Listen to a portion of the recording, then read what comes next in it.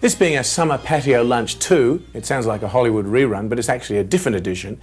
I was going to show you how to make a lovely icy cold summer fruit soup. A fruit soup is something very, very unusual. It can be served as an entree, it can be served as a first course, it can be served in between courses, or it can be served as a dessert. The first time I tasted this dish was when I was very young. I visited a friend of mine's house. He was an Israeli boy and his mother had prepared this wonderful fruit soup and it always stuck in my mind. Here's my version. Let's take a look at our wonderful ingredients here. We've got 9 ounces, that's about 250 grams, of dark sweet cherries that have been pitted. We've got the same quantity of nice sweet green seedless grapes. And we've got 1 red apple that's been peeled and cubed. We've also got half a cup of dark grape juice. We've got 1/4 cup of pineapple juice. We've got 1/4 teaspoon of grated orange rind. We've got 1/4 cup of diced pitted prunes, 2 tablespoons of arrowroot powder, a tablespoon of apple juice, 2 tablespoons of honey. We've got 2 small seedless oranges that have been peeled and segmented. We've got sour light cream for topping. And in the middle here we've got 1½ cups of blueberries. What a beautiful selection. Whatever you do decide on, it should be ripe and fresh. That's a very important part of fruit soup. It should be colourful, succulent and fresh tasting. Let's begin by putting our apples in our pot here. In our pot we have a cup of water already in there, and our little apples, which have been cubed, are going to be stewed up now along with a few other ingredients. Take a look when I pop all these things in. Let's add our grapes, our grape juice, lovely red grape juice, we've got our pineapple juice, and we've got our orange rind here. I got our orange rind, mixed it with a little bit of water so it could all be easily transported into our pot.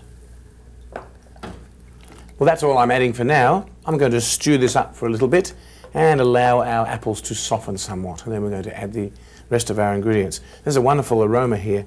That orange rind is combined with the grape juice, and very, very nice flavour. Very traditional, actually. This is based on an Israeli dish called marak perot. So why don't you pop back in about 5 minutes and we'll continue on. Oh, lovely. Our fruit soup is looking very nice. The apples are softening up and the grapes have paled a little bit in their complexion. I guess it's understandable. If you were stewed up in a pot, you'd probably go a little pale. What we're going to do now is add our chopped up prunes, like so, little diced prunes. This is a lovely combination of things. Let's allow them to stew up a little bit just to soften. These are quite moist prunes, so they won't take very long. Turn our flame down a wee bit. Put our lid back on there.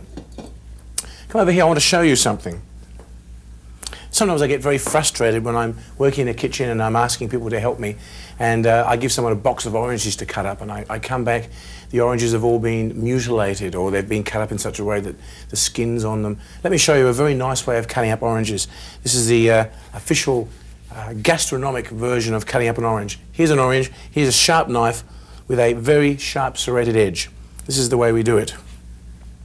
And we take the orange and we run around and around like this, taking off all that skin.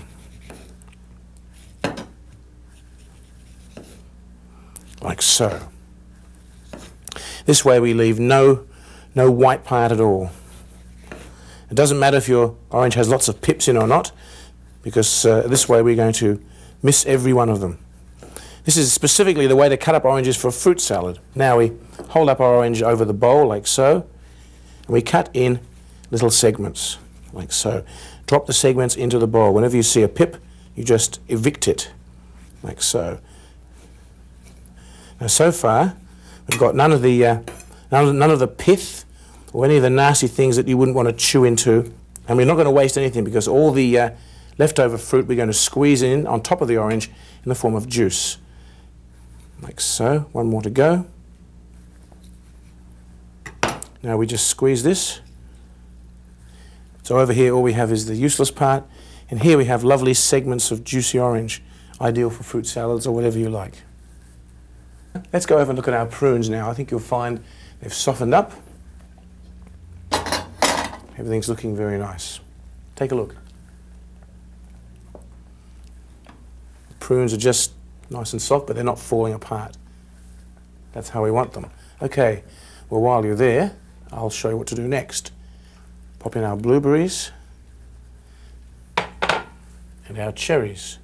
At this stage you could put strawberries or raspberries or anything of your choice. These dark coloured berries always make this soup very exotic. So now let's turn up our flame to full, like so, and while we're waiting for our soup to come back to the boil, let's make our thickening paste. Here we've got some arrowroot. I found that arrowroot makes the nicest, smoothest thickening agent. We're going to dilute that with a bit of apple juice. All very natural ingredients here. So apple juice mixed with arrowroot, and we're going to mix this into a lovely paste. Out of the two choices which you could have here, corn flour, or cornstarch as it's sometimes called, and arrowroot, I found arrowroot is more superior, has a more neutral flavour, and it tends to stand up more under heat. Sometimes if you make a thickening paste out of corn flour or cornstarch, it breaks up after a while. Cornstarch has that tendency, whereas arrowroot doesn't. Here's our thickening paste. Let's take it over to our pot, which is now simmering, and it's looking magnificent. Have a look at this. It's very important when you make this soup to always add the berries that are softest towards the end, like I've done, otherwise the whole thing disintegrates.